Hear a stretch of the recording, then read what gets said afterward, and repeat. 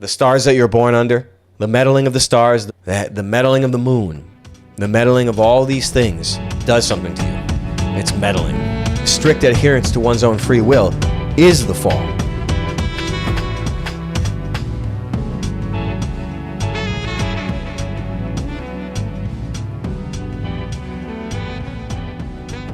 I know that the heart, I've been thinking about the heart lately. I've been thinking about willpower lately. I've been thinking about thoughts lately. You know, these things, what it means to have time, what it means to exercise your will with time, how thought is required, and how you make movies in your mind. And how even watching a movie, you forfeit your time and you serve another will. A thought of worry, a thought of something bad, some bad things playing out in your head are thoughts that they're from hell. They are from hell. And I like those ideas. And I like that if you are having thoughts in your head in English, it indicates to me that its origin is from a demon. I'll say it. I don't care. You can talk about blocking thoughts off. You can talk about filtering thoughts. You can talk about doing the opposite. You can talk about these things forever. You can talk about them forever. And I would say, again, I'm looking for some conclusive ideas. Some ideas that have a beginning, middle, and ending that are autonomous. An entertaining of an evil thought, or a thought in English that is not in your best interests, or that derails you from the tasks at hand, things that you know you need to do. Choosing to entertain and be slowed down and be robbed and have your destiny and birthright diminished by having hijacked the only power that you have is your focus and your thinking and your attention span. It's an abdication of God's will and to turn to specifically serving your own. And it seems counterproductive a bit, but you always wonder, you always look for the reasons why people punish themselves or act against their own benefit. And I would put forth that it is because the strict serving of one's own will, whatever you're built for, your duty, your destiny, God's will, whatever you want to call it. The difference between what is that choice? Why are there choices? What are those choices really? Is it just willpower? Is it just discipline?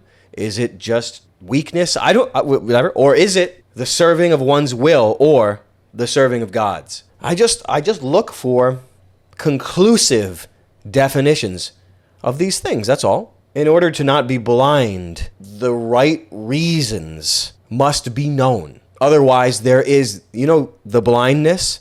The blindness is thus, like the shadows on the wall, to not be cognizant of motivating factors, of driving factors that the civilization is based around, the control of, causes blindness. Not blindness, but the blindness. The God of this world has blinded all those who do not believe. Most people do not believe that they can be hypnotized or controlled by ways unbeknownst to them and against their will. That's beyond the imagination of normal people. Chastity, for example. The proper reasons, the proper spiritual reasons for a lot of jabbering from the church, let's say what people normally recognize it is. You strip the reasons out of there and it becomes just nannying or regular control. I see a lot of these concepts will go around forever. If there's not a sufficient reason that you should live your life a certain way, then you will be blind to perhaps higher living. If you have that knowing, then you have a relationship with God. It isn't a failure of willpower. I mean, it's a failure, only a failure of willpower in that it is abdicating the necessity of God's will over one's own will, which can be hijacked by blindness and shadows, is what I'm saying. In order to clarify a perfect version of yourself that you're destined to operate as. That's what I am trying to describe. And I can only describe that as knowledge of God or a relationship with God. I don't define it as someone who is born automatically with this or that. They know this or that. I don't know. I don't know if I can define it like that. Those who fall are those who do not listen. They only listen to the English in their heads. English comes from hell in one's own mind. So it's not a choice. It's whether you choose to live or you choose to die. That's the only choice. A subpar life is death. So there is no choice. It's only a choice for those who have the blindness and are baffled by the shadows on the wall. Because even to put the choice on yourself, you have the power to choose. You can choose to do as you will or what you feel, depending on how wise you are, know what your perfect life should be in any given moment. Seeing it as a choice seems fallen automatically in that it's a submission to your own will first and foremost, even if you do choose rightly. It seems to me there is no choice unless you abdicate your inheritance and your destiny. If you abdicate those, you have the choice and you serve your own will. The abdication of God's will, I've just been obsessed with that lately. We've been getting into dividing the day by seconds.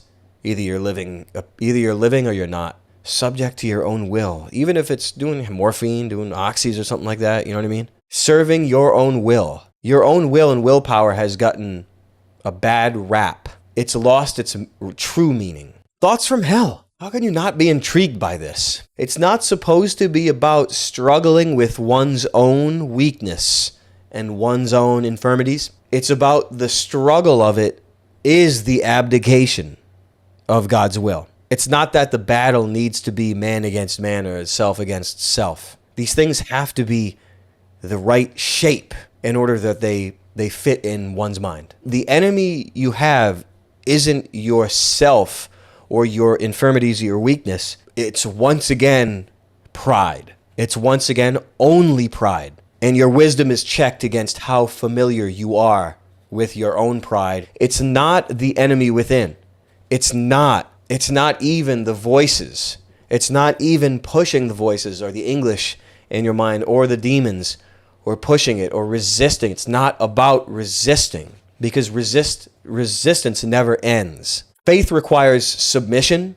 Submission also has been misaligned by a bunch of different things. So it's not about fighting within yourself. There is warfare, but the warfare is to amplify one's invisible pride. With pride there, you can do nothing. There are a few other things you can do nothing without.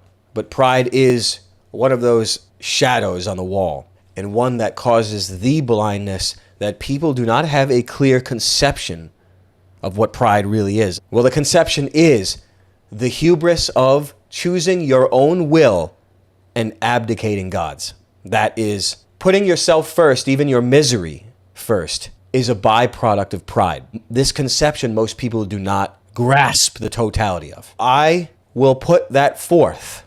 The path to wisdom is identifying or trampling or abdicating your pride, which is the complete service to your will, the service to your suffering, the service to your own beatings. No man can do you harm unless you injure yourself first. That's one of the church fathers. I would put that forth.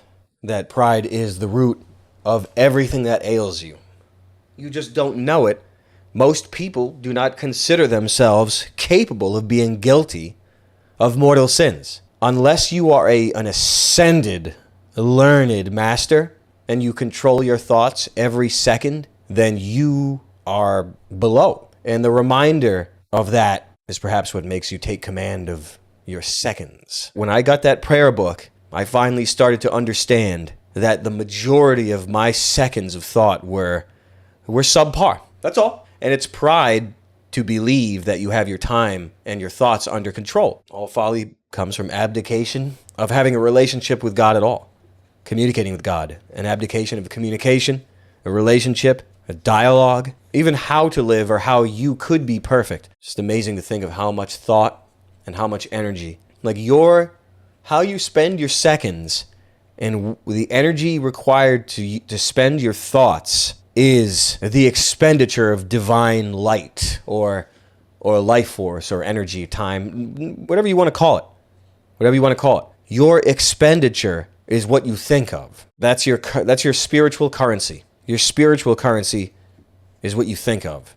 It's amazing to think that you're in charge of the movies that play in your mind. And when you're watching another movie, you turn your own off, and it can bring you anywhere. What is lost shall be found. Know that. Not having complete faith in everything you need, again, is abdication of God's will. So even the spiritual work and mental toil, or whatever you want to call it, of playing the projector, whatever manifesting, whatever it is in your mind, it's necessary to even be alive. The faith. If your faith is dead, you cannot grow. And 100% faith in yourself is required. Otherwise, you abdicate the will of God. But it's not about, dude, picking yourself up by your bootstraps or, you know, like, oh, it's your willpower, discipline. And I hear that about discipline, willpower. I hear that. But it's about realizing that remaining in hell is abdicating God's will for you and the path to discipline that aren't for reasons of your own. You understand what I'm saying? You will be fighting yourself if you look at it that way. You know, I should be president. I shouldn't be doing this right now. I should...